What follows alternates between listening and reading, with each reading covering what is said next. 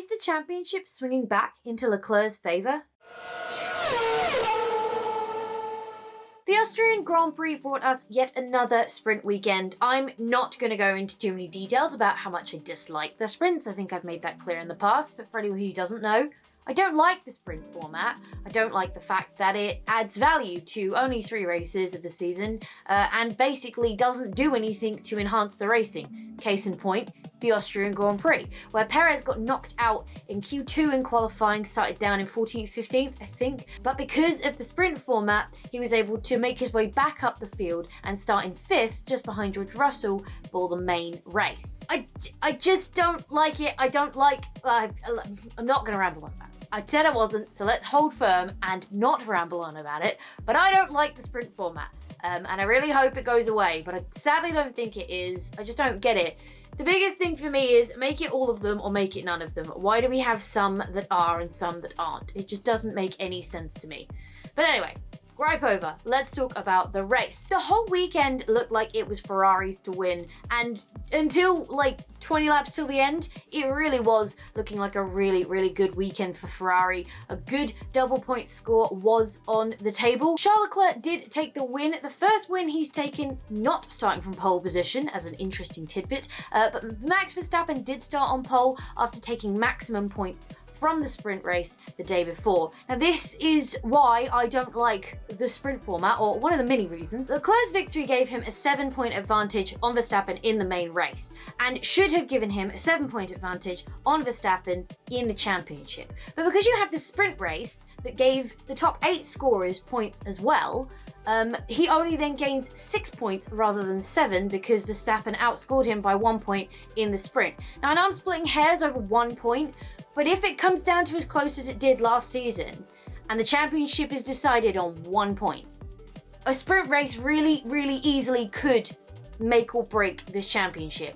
And I just don't understand it. I don't get that that is a thing. Because I don't like the sprint. Is that clear? Do we need to go over it again? I don't like the sprint. It was lined up for a Ferrari 1-2 finish, and Leclerc had led Carlos Sainz for most of the race. But sadly, as mentioned, there was a big blowout for Sainz where his Ferrari basically just turned into a rolling flame ball. It was quite scary, quite a lot of flames, but obviously he got out and everything was fine, just the engine went. It is the 4th time Ferrari have had an engine related or a car related failure, not to do with the drivers or a mistake, that has lost them points in a race, lost them points in the championship, lost them positions, lost them whatever.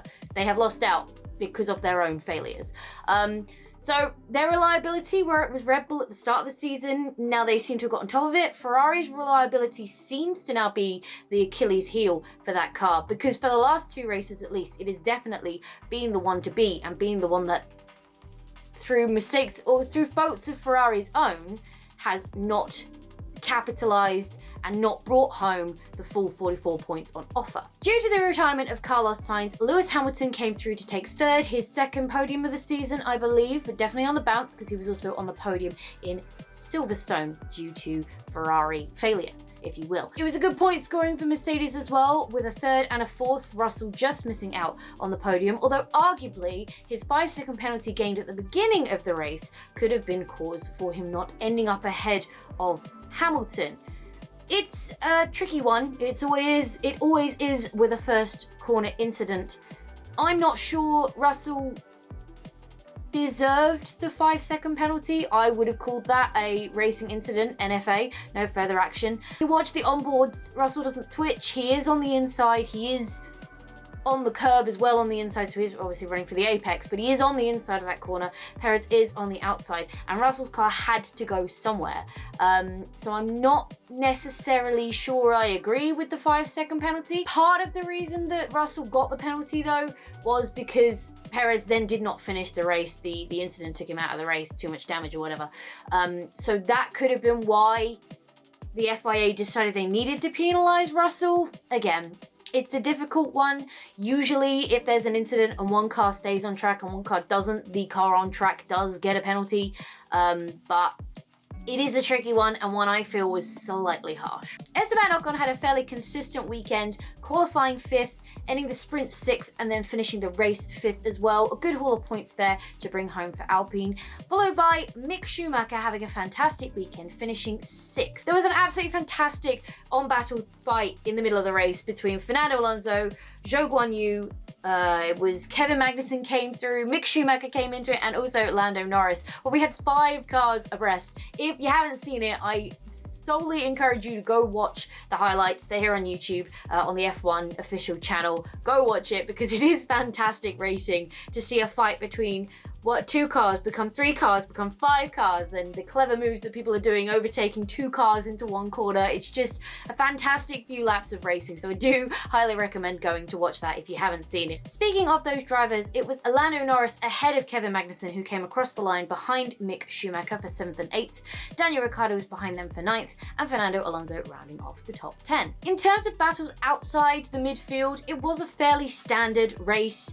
Nothing really to write home about. Ferrari's pace was just above and beyond anybody else. And we are kind of seeing these swings in the championship where some races seem to belong to Ferrari and then the next belong to Red Bull, and that's how we're getting this close fight in the championship. Now, Verstappen does have a 38-point lead at this point over Charles Leclerc, who is now back into 2nd after being pushed down from 2nd by Sergio Perez, because when Red Bull are having these issues or these races where they're not maybe as strong, Verstappen and Perez are still seemingly finishing up in the top 5. Their car isn't letting them down. They're still getting across the line. They're still getting points. Verstappen, I don't think there's been a race where Verstappen hasn't been on the podium unless he didn't finish the race. Whereas when Ferrari are having bad weekends, they're really having bad weekends, and Leclerc is the one seemingly to be missing out on points, having issues with the car. I mean, Sainz had the issue this time, fine, but Leclerc is obviously the one that Ferrari should be focusing on, as we discussed last time. So obviously that gap gets bigger because when Leclerc has a bad weekend, he's having a worse weekend than when Verstappen has a bad weekend. Did that make sense? I think it made sense. We're gonna go with it making sense. But that's kind of everything that happened of note in the Austrian Grand Prix. It's always a long one because it's such a short circuit with 71 laps. It'll be interesting to see who comes out on top in France. We obviously have the long straights of the Circuit Pour Ricard and the twisty-turny flow of the corner sections as well. So it'll be very interesting to see what happens next time out. Will Ferrari keep up this run? Can they take the triple header as 3 Ferrari wins, or will Verstappen and Red Bull turn it around and start to get back on top? Please let me know what you think down in the coffee pot below, and we can continue the discussion there. But for now, thank you so much for hanging out with me today. It's been an absolute blast as always. If you enjoyed this video, go show that like button some Formula 1 love. And if you want to support the channel, go hit subscribe and ring that bell so you don't miss next time I upload a video. Stay awesome, and I will see you all in the next video!